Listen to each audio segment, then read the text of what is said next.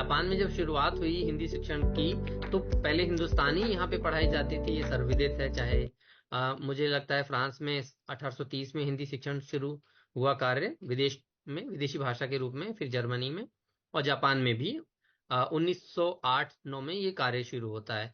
लेकिन तब सामग्री और मुझे लगता है इसके बारे में बहुत चीजें अध्यापकों के लिए बड़ी चुनौतीपूर्ण रही होंगी, और उन्होंने इस विषय में जो कार्य किया वो अब तो उपलब्ध नहीं है। लेकिन बाद में जो अध्यापक यहाँ पे जापान में स्थायी रूप से बने और जिन्होंने 30-30, 40-40 साल तक यहाँ पे अध्यापन कार्य किया, उन्होंने लग के इस काम को बनाया कि किस तरीके से यहाँ पे विद्यार्थी जो उस समय वर्तमान थे और आगे चल के आएंगे जो हिंदी पढ़ेंगे, उनके लिए क्या क्या काम हो सकते हैं। सबसे बड़ा काम होता है किसी भी भाषा, किसी भी देश में भाषा, कोई दूसरी भाषा पढ़ाने के लिए शब्दकोश का निर्माण। इसके बारे में बहुत मजेदार चीज मिजुकामी सेंसे बताते हैं कि जब वो विद्यार्थी थे और शब्दकोश नहीं था, तो भार्गव का शब्दकोश या कोई ऐसे शब्दकोश भारत से हिंदी अंग्रेजी के वो मंगवाते थे और मिलते थे। वो इतने स्तरहीन थे कि बूढ़ी काकी का अनुवाद कर पढ़ते हुए उन्हें काकी शब्द का जो फीमेल क्रो होता है वो वहां पर लिखा रहता था, और बूढ़ी काकी का अर्थ वो शीर्षक से या इस चीज से नहीं समझ पाते थे कि क्या है। यानी एक स्तरीय शब्दकोश का निर्माण सबसे पहला काम होता है किसी भी देश में अन्य भाषा शिक्षण के लिए। तो इसके काम के लिए मुझे अवसर मिला है कई देशों के अध्यापकों से बात करने का कि चीन में, कोरिया में, पुर्तगाल में, जर्मनी में क्या क्या काम हुआ है शब्दकोश के सिलसिले में। शिव कुमार जी ने पिछली बार मुझे बताया था कि उन्होंने एक शब्दकोश का ऐसा निर्माण किया है जिसमें इतने शब्द हैं। कोरिया में पता चला, चीन में इस तरीके से काम हुआ, जापान में जो शब्दकोश का निर्माण का काम मुझे लगता है सबसे उल्लेखनीय है कि 40 साल तक लगातार काम करते हुए यहाँ पर कोगा सेंसे ने, कात्सुरो कोगा नाम था, उन्होंने हिंदी जापानी शब्दकोश का निर्माण किया। और वो अपने आप में, जैसे हिंदी अंग्रेजी का शब्दकोश है ऑक्सफोर्ड का या आर एस मैकग्रेगर ने जो किया है, उस स्तर का है, या युग बदल रहा है, समय बदल रहा है। अब जो समय आ गया है तकनीकी रूप से इतना विकसित हो चला है कि हम विद्यार्थियों को किस तरीके का अनुवाद का काम, किस तरीके की चीजें दें।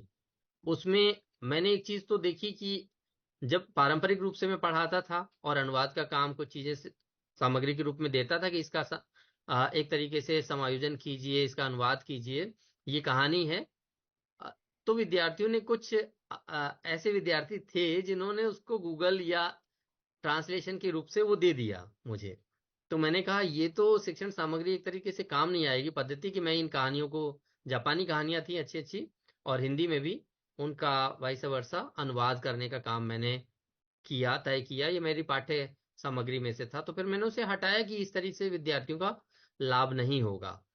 लेकिन कैसे तकनीकी विकास हो रहा है, आर्टिफिशियल इंटेलिजेंस या चैट जीपीटी में भी विद्यार्थी मदद ले रहे हैं उसकी, और अनुवाद का काम जिस तरीके से एक अच्छा विद्यार्थी, एक अच्छा शिक्षक कर सकता है, वैसा तकनीकी रूप से भी अनुवाद हो रहा है। तो आपको विद्यार्थियों को एक तरीके से उससे बचाना भी है कि आप तो विद्यार्थियों को भाषा सिखाना चाहते हैं, ना कि तकनीकी रूप से कौशल इस तरीके से उसकी मदद लेकर उनको काम करना सिखाएं सिर्फ कि वो काम कर पाए। तो मैंने देखा कि नहीं, विद्यार्थियों को अब दूसरी तरीके से सिखाना पड़ेगा। सामग्री जो मैं बनाता हूं उसके अलावा मुझे कोशिश करनी पड़ेगी कि किस तरीके से विद्यार्थी अनुवाद का काम भी करें कक्षा में। हमारी जो विभाग के अध्यक्ष हैं, एक बार उन्होंने एक लेक्चर हमने इस पे करवाया कि किस तरीके से तकनीक की मदद लेकर विद्यार्थी अपनी कक्षा में जो सामग्री उनको दी जा रही है उसकी मदद लें। तो हमने तकनीक की उनको छूट दी। हमने कहा आप तकनीक की छूट ले सकते हैं, शब्दकोश आपके सामने है, आपको ये कोशिश करनी है कि जो ट्रांसलेशन तकनीक ने किया है आप उसको किस तरीके से बाद में ठीक करते हैं। आप उसको समझें ठीक से, शब्दकोश को पहले की मदद लें, तकनीक की मदद लें, बाद में उसको परिवर्तन करें। जो नाम है चुनौतियां और संभावनाएं, मैं यूं कहूंगा कि शायद मैं थोड़ा अधिक सकारात्मक दृष्टि से इस बात को देख रहा हूं, पर मुझे संभावनाएं अधिक दिखती है चुनौतियों की तुलना में। क्यों?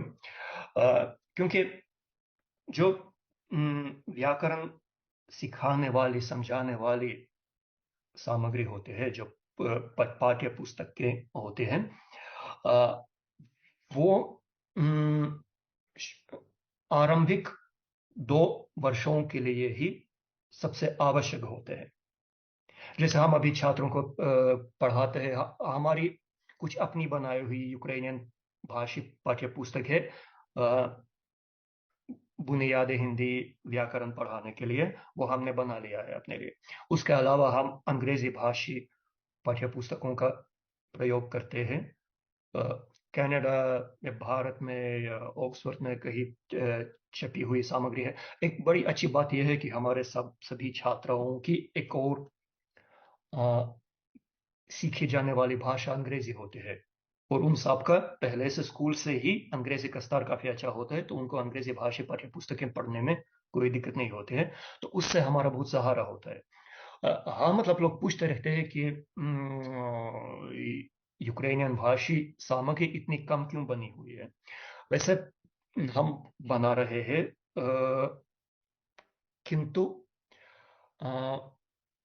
छात्रों की उपलब्धियों को देखकर हमें ऐसा बिल्कुल नहीं लगता है कि यह सामग्री ना होने के कारण उनकी सफलता कम होती है।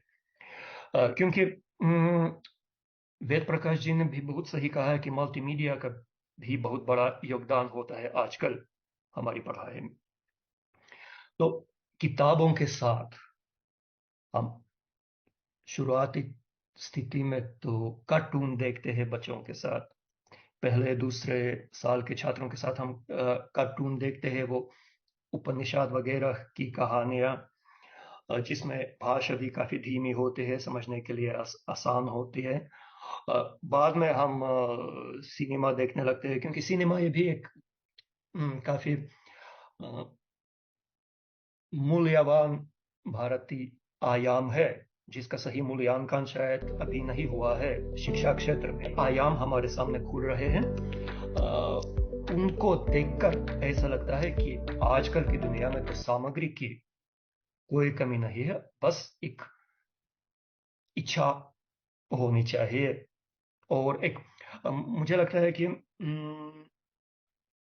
सबसे बड़ी चुनौती तो एक ही है कि हमें अपने दृष्टिकोण को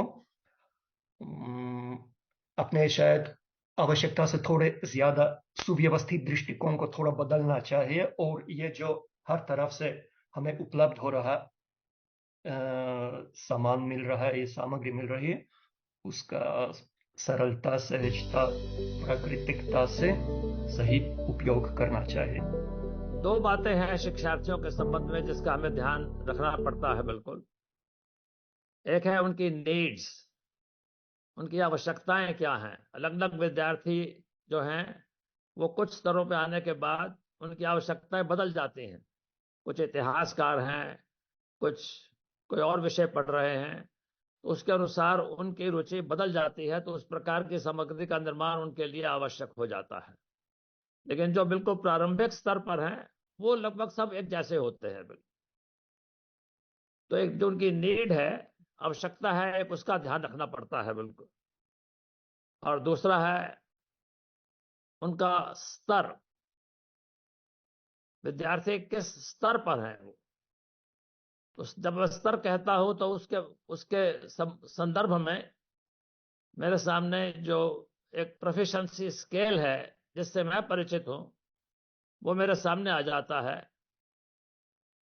अमेरिका में दो प्रोफिशिएंसी स्केल्स हैं इस समय।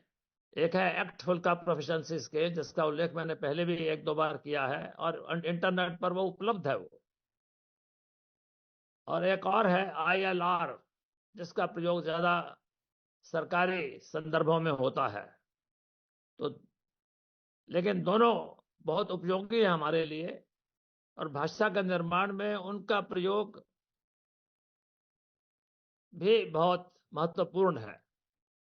उनका निर्माण हुआ भाषा की प्रवीणता को आंकने के लिए, उसका मूल्यांकन करने के लिए। परंतु हमने देखा कि भाषा सामग्री के चयन में भी उसका उपयोग बहुत महत्वपूर्ण। जितनी सामग्री बनी थी इस देश के अंदर जहां मैं हूं, वो व्याकरण के आधार पर बनती थी। लेकिन अब पिछले 50 वर्षों में वो व्याकरण के आधार पर पूरी सामग्री नहीं बनती, पूरी अवधारणा बदल गई है बिल्कुल। तो वो ग्रामर ओरिएंटेड थे, आजकल ग्रामर ओरिएंटेड नहीं है, आजकल कम्युनिकेटिव कॉम्पिटेंस ये एक उसका आधार है।